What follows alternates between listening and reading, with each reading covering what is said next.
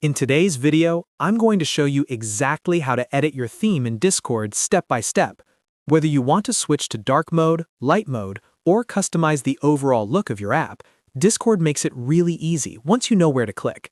If you enjoy simple and straight-to-the-point Discord tutorials like this, make sure to hit that like button and subscribe to the channel so you don't miss any future guides. Alright, let's jump right in. First, go ahead and open Discord on your computer. You can use either the desktop app or the web version in your browser. Once Discord loads, make sure you're logged into your account and on the main screen where you can see your servers and channels on the left-hand side.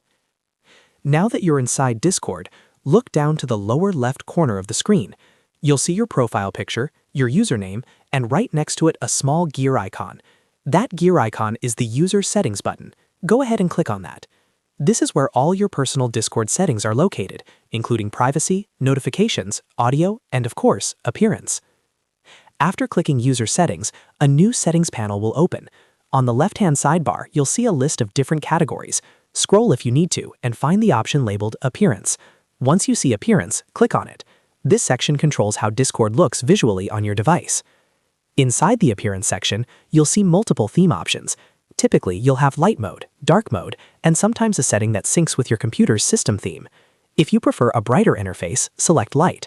If you like a darker, more modern look that's easier on the eyes, especially at night, choose dark. As soon as you click on a theme, Discord will instantly apply the change so you can preview it in real time. Depending on the version of Discord you're using, you may also see additional customization options. These can include different color accents, message display density, or font scaling. If you want larger text, you can increase the chat font scaling. If you prefer a more compact look where more messages fit on the screen, you can adjust the message display settings.